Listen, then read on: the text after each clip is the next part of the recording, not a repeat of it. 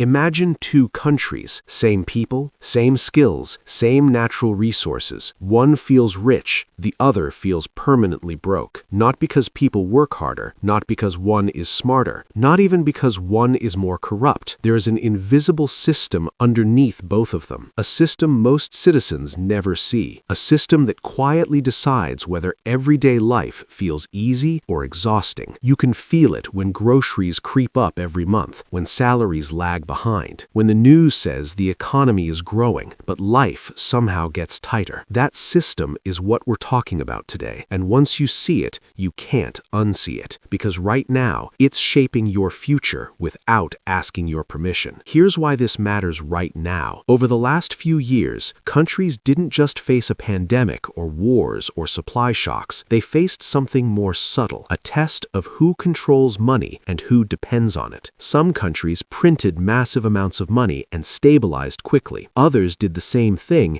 and triggered inflation, currency crashes, or debt crises. Same action, very different outcomes. That difference is not luck. It's not leadership charisma. It's not vibes. It's position inside the global money system. Let's break it down simply. Think of the world economy like a giant multiplayer game. Every country is playing, but not everyone starts with the same settings. Some countries control the rules. Some countries rent the rules. Most don't even know the rules exist. At the center of this game is something boring sounding, but incredibly powerful. Who gets to issue trusted money? Money isn't just paper or numbers on a screen. It's a promise that others will accept it tomorrow, a promise that it can pay debts, a promise that it holds value across borders. Only a few countries issue money the world actually trusts. The US dollar is the main one, then a few others trail behind. Most countries don't have that privilege. Here's where it gets uncomfortable. If your country issues a currency the world trusts, it can borrow cheaply. It can run deficits longer. It can print money in crises without immediate punishment.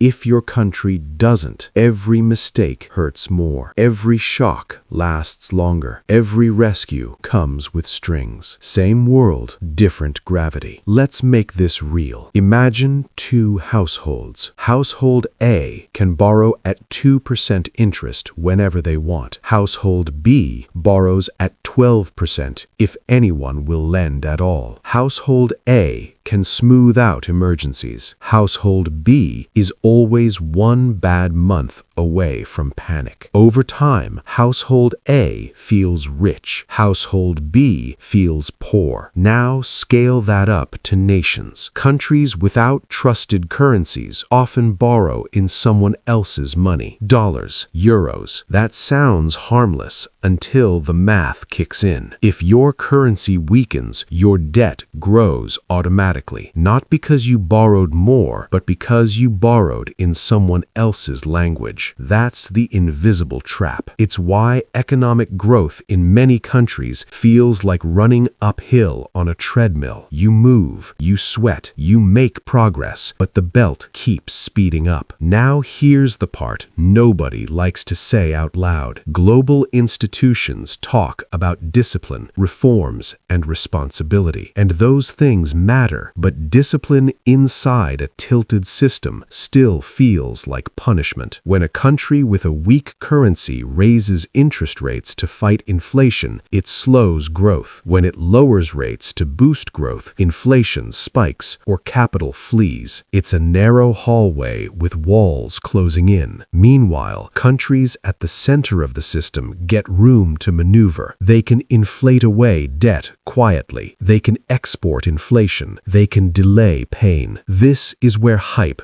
crashes into reality. You hear slogans like printing money causes inflation, sometimes true, sometimes dangerously incomplete. What matters is not just how much money you print, but who trusts it. The same policy can feel like relief in one country and disaster in another. That's not hypocrisy, that's hierarchy. And here's the quiet irony. Countries labeled irresponsible are often forced to be more responsible than those at the top. They balance budgets under pressure. They cut spending during downturns. They accept painful conditions. Countries at the center can break their own rules and still be treated as safe, not because they're virtuous, because they're indispensable. Zoom out further. This system shapes politics without voting booths. It influences which countries can fund healthcare easily, which can afford long-term infrastructure, which must prioritize debt payments over public services. It affects migration, social tension, and trust in institutions, and it's mostly invisible to the people living inside it. That's why two countries with similar GDP numbers